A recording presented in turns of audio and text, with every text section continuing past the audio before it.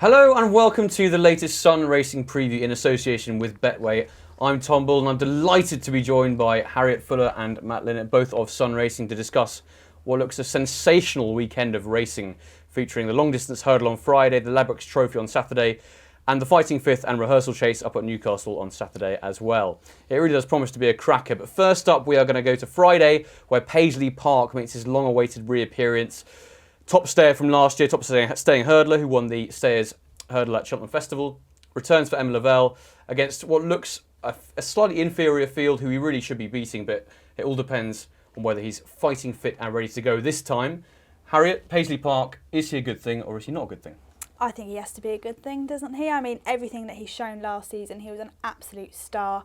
Everything that was thrown at him, I think every single race someone tried to crab him before, but he just came out and just kept proving everyone wrong. And what a story it was to win the Sun Racing Stayers Hurdle. Absolutely. I like that. You put the Sun Racing bit in there. Nice. I missed that one. You know, it was a brilliant story just all round him. I think the thing with him coming back, he's gone well fresh before. And it doesn't look a great field. I think, to be honest, this race really shows that there isn't a lot of depth in our staying hurdlers at the moment. You've got Thistlecrack and you know what I mean, Harry, who are coming into this. Obviously, very class hurdlers in their own right, but I think they're kind of getting on a little bit now. Oh, for sure, yeah. And I mean, they seem to be quite inferior to Paisley Park. So, I hear you're a fan of something else, though. Is that right? I do like the World's End a little bit. I was trying to talk myself into putting him up, but then I keep going back to Paisley Park. However, I was really keen on him in his novice career, and he did do quite well. He kind of didn't really do that well over fences and things, and he's come back hurdling. And I do think that his reappearance was, it was pretty decent, and he would be my closest challenger to Paisley Park. Although saying that, I still think the favourite will win. Lovely stuff. Matt, do you agree? I can't disagree at all. He's a hero, isn't he? He's like everything you want from a racehorse, really. I was there on that Thursday, and he was part of probably my best day's betting ever on a big accumulator I had that day, which was amazing. So I honestly can't pick anything else. And we've talked about. Harry and Thistlecrack. They're both 11 years old now. I mean, you're asking a lot for them to overturn the deficit there. And we've spoken, I think, before about when the cap fits, who is entered, but is probably unlikely to race given how quick a turnaround it would be. Now, that's the interesting bit of the longer term story here beyond this race, because he's got an entry into the Stayers Hurdle too, and that could be the improving horse that goes to challenge Paisley Park, which would make it exciting. Plus some of the other runners coming back over from Ireland, the likes of Penn Hill and that. But for the weekend, I can't look past Paisley Park. I just don't want him to get beat. At any price for any other horse. Absolutely. Well, he was so impressive, wasn't he, at Cheltenham last year? Because I have to say, coming down the hill, I didn't think he was going to win, but his final furlong burst was so impressive. He hits the line really hard, doesn't he? Yeah, he does. And Aidan Coleman gets a great tune out of him. Exactly. So. Yeah, no, it'd be great to see him win. I agree with both of you. I think he'll be very tough to beat. He's around about the 4 to 6 shot, provided he's well enough and fit and ready to go. I spoke to Emma Lavelle last week, and she was very happy with him, so that he's firing on all cylinders. So hopefully he can do the business. Thistlecrack, I am informed, is going there as a prep run for King George. So I think it's even more unlikely he's going to win that race. Yep. You know what I mean? Harry was firmly put in his place. I know he was giving a bit of weight to the World's End last time at Wetherby, but in the World's End did beat him out of sight in a way. And I think, as you say, he's probably the biggest danger if the cap fits doesn't turn up. But Paisley Park, for me as well, is the one to beat, and it would be great for Andrew Gemmell to continue with a winning machine.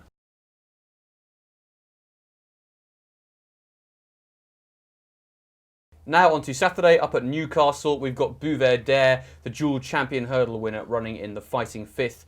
Grade 1 contest up at Newcastle. This looks a very weak contest this year, with the likes of Silver Streak and Lady Buttons the only conceivable dangers to the hot favourite. Matt, come to you first. Buveur D'Air, are we looking at another odds-on favourite winning?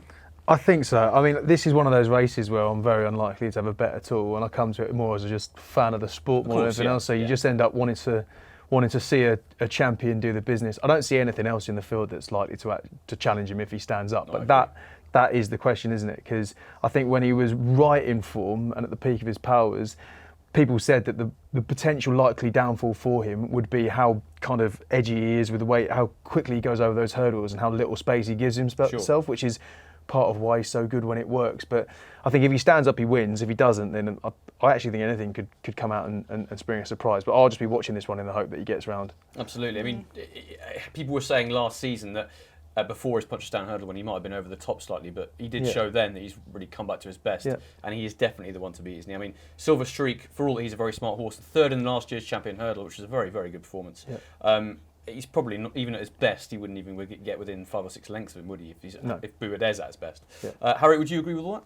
Oh, 100%. I mean, he's going for his third win in this race. This is just a pipe opener for his season, really, isn't it? Yeah, of course. He's well, it's a Grade 1, to be fair, so you can't sniff at that. It is, yeah. I mean, he's just a class horse, and he's shown that it doesn't always have to be flashy. He can get the job done in a tight finish. You know, he will battle. Even when he's been beaten, he's come back and won again.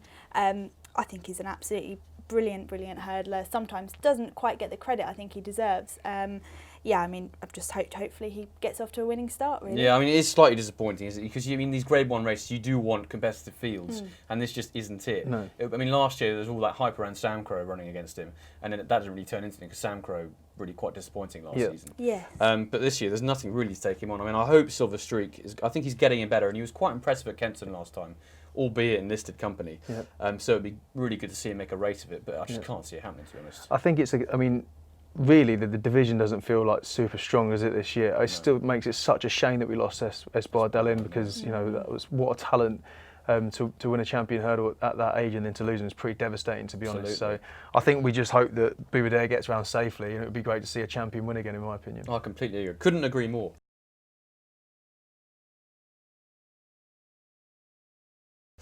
Great, and now the other big race at Newcastle on Saturday is the Rehearsal Chase, which is set to be a big old slog. 3 miles in heavy ground at Newcastle is very tough to get around, no matter who you are. Heading the market here is Kilfillan Cross, Henry Oliver's charge, who was second in the Kim Muir last season. He's going to be taking on the likes of Johnny Sofa, Lakeview Lad, who won the race last year. Topville Ben could go there for Philip Kirby, having run a decent race in the Charlie Hall last time out, and a few others. Harriet, I know you're keen on one of this. Yeah, I quite like David Bridgewater's The Conditional. He came over from Ireland, and he's had 2 runs for David Bridgewater. Came third on his first run, and then he won a really decent little contest at Cheltenham. That day he beat the very difficult, shall we say, West Approach. Difficult but very talented. Very talented, and Robbie Power got a brilliant tune out of him last time, and he really showed, you know, how good he is. So I think West Approach is a pretty good yardstick to be beating. He has gone up for that run, but this is only his third start for very David. Unexposed. And yeah, you know, he goes well on heavy ground. He's not going to worry about that. I think he's got a massive chance in this. Oh, I love it. I love the confidence. I'm very keen on him. Very keen. And David Bridgewater is superb with his chases. Oh, definitely. Especially his staying chases as well. Absolutely. Couldn't agree more. And he'll love the ground, I think. Yes. Because it was pretty awful conditions at Cheltenham that day. Well, exactly. And, you know, might be a few in here that he might have slightly little ground worries over, but for him, you know, you can just cross that one off. He'll be slopping away. Yep, he will. Matt, on to you. Speaking of slopping away, I love Captain Redbeard to bring the ship home for me. Yeah, I think he's getting on a little bit. I think we spoke about this before. He might be 10 years old, but he always seems to put in a good show. He's got round the Grand National circuit before unscathed, even if he was a little bit down the field. But he seems, especially with these kind of northern chasing handicaps, he seems to be there or thereabouts. He's back down to just below his lowest winning mark, and that's level with his best hurdles form too. So I just really like him. He's a favourite of mine. So I think he's best price 14-1 at the time of recording. So could be a good each way shout. Otherwise, I think Topville Ben could prove to be the class horse in the field. Could have needed the run at Wetherby, but his form behind Lost in Translation last year is all of a sudden starting to look really good. I mean, he jumped like a buck at Wetherby, didn't he? Yeah. And he stopped quite fast, which suggests he did need the run. Yeah. And if he can keep it going this time, absolutely. Yeah, could be open to the improvement, couldn't he? Yeah, definitely. I'm going to stick my neck out on the line, and I think Captain Chaos for Dan Skelton has got a big chance here. He's been in atrocious form recently, and he was in atrocious form prior to this race last year, in which he finished second. He's got a big old pull in the weights with Lakeview Lad, who obviously won this race last year, and I can see him going well. And I'd be interested to see if they revert back to blinkers.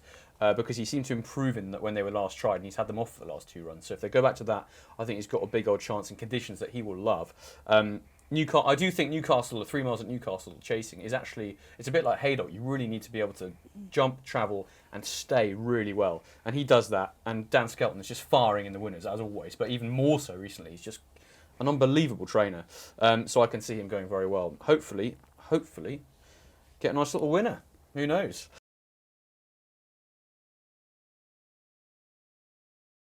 Moving on to the Ladbrokes Trophy, the feature of the afternoon. This is the cherry on the cake that is Saturday's racing. It looks an absolute cracker this year. We got a few in there. Cabaret Queen for Willie Mullins heads the market after an extremely impressive performance in bottomless ground last time out. She's been raising the weights quite heavily, but she looks very unexposed. We've got Boris there for Gordon Elliott. OK Corral, who's Nicky Henderson's charge. JP McManus's horse there. He had a gallop at Newbury last week. Looked quite fat, but he's obviously been training ever since then. Dingo Dollar, a very topical horse at the moment, considering I'm a Celebrity is on. And a few others, including On the Blind Side, Derasher Counter, and Some Chaos.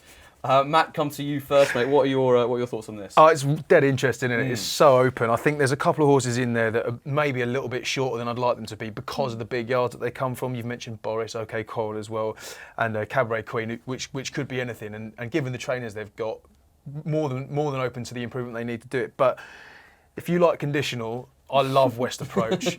Last time I was on the show, I tipped him up to win the Badgers Beers. He got pulled out of that and put into Cheltenham, which he won. But he goes into this race so quickly, he's actually £4 well in for that performance. And I just think with a strong pace and a big field, I think he could come from the back in softish ground and make an impression. So I've backed that each way about 14 to 1 at the time of recording. Very good price. And then the other one that I think we both like is Two Taffs, who I think's got a cracking chance. But I'll let you talk about that. Yeah, I'm really keen on Two Taffs. I mean, we spoke about this earlier. A very, very smart horse. You know, he was off for over 2 years before when he came back, and he ran behind the World's End, a Weatherby on his return. That was his first run after a wind-up as well, and you know, it was a pretty decent run over hurdles. And he goes back chasing here. Dan Skelton, as you mentioned before, he's just in such good form. I think the step up and trip is going to help him, so it's going to be brilliant for him. The ground will suit. I just think he's got a massive chance, to be honest. I think I'm really keen on him. And the other thing that does make me point towards him, it's also his second run after a wind-up. And I think there is some kind of stats out there that do suggest sometimes it's that second run after they've had the wind operation, which gives them one of their best runs. I think we were speaking earlier about possibly a bounce factor after coming back from such a long time.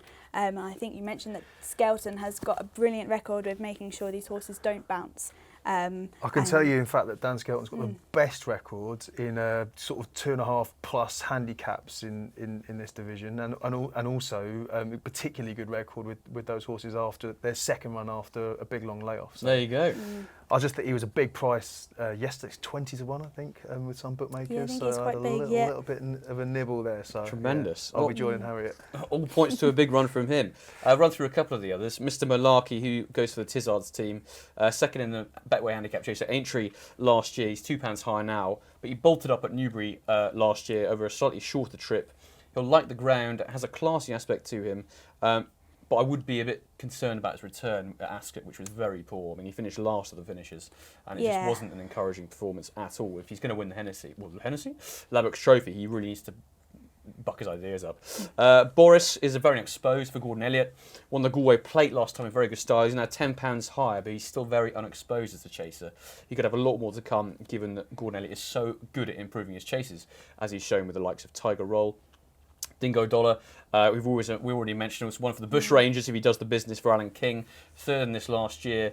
I don't see any reason particularly why he should go any better now, and I think it is a stronger race than last year as well, which brings in Elegant Escape. I don't think he's going to be winning this, considering he was only second last year. I mean, that was off £5 lower than he is now, and I do think he's a bit of a plodder, and I think you do need a bit of speed for this race, for all that he's a very classy horse in his own right. A couple of the others to mention on the blind side, who's had problems with his jumping in the past, Nicky Henderson's horse, but I have to say, I thought I was very impressed with his comeback at Ascot. He finished fourth and stayed on well over 3 miles. This extra trip should really help him. I can see him running a big race. But one that I want to mention above all others is a horse called Some Chaos. I'm going for the Chaos double this weekend, hoping absolute carnage. So he's not the most fashionable of trainers, Michael Scudamore, but he knows a good horse and he's very good with what he's got. This horse has got a very nice profile, won 4 races over fences last year, went up in the handicap, but he was beating some good sorts. A horse called Blue Flight, he beat Nigel Twiston-Davis's horse, who had previously won a listed contest. He beat him quite well, and he just seems to stay all day. He's on a £7 higher mark now, He had a nice little blow over hurdles at Cheltenham recently. He's not a hurdler at all, so you can completely discount that run. He ran okay, he came 4th out of 5, but his hurdling form is way below his chase form, so you can discount that really. And I think he's very much still unexposed as a chaser. He's at the right age for this, and I can see him going very nicely at around about the 40-1 mark. So it's a big price. It's a big old price, and I'm putting my neck on the line, but hopefully, yeah, as I say, a chaos double. So some chaos for me, 2 tasks for you both. Yeah. West Approach as well. Yeah. And Harriet, the last one, is that just 2 tasks? Is that what I think? Yeah, I mean, I would like to give a little mention to On the Blind Side. You mentioned the Ascot run. I thought it was a really eye-catching run. Yeah, it was, wasn't it? You know, he was kind of put out the back, and he was never in the race, and he just kept going steadily, and he was never troubling the leaders at the end. But that was a race. You know, when you kind of watch back, he was the horse to take out of it. And if he's on a going day, he is so hit and miss. I mean, it's basically flip a coin. He's got so much talent, though, isn't he? He does, and he's so frustrating. frustrating. Yeah. It's basically a flip of the coin whether the good On the Blind Side turns up. If he does, I think he could go well. Great stuff.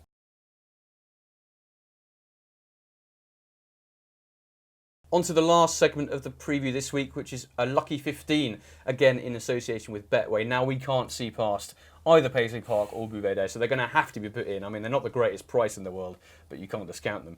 And they are probably going to do the business, and if they don't, it will be very disappointing. I'm going to whack in some chaos to try and boost up the pricing a bit, because he is 40-1, and if he wins, we're all laughing, aren't we? And Harry, you're going to put in... I'm going to put the conditional in the Rehearsal chase up at Newcastle. Yeah, he's another, I think he's about 16-1 shot, so... yeah, that would be a nice one to add into the lucky 15. Tremendous. And very, very lastly, let's get your best bet for the weekend. Matt, start with you.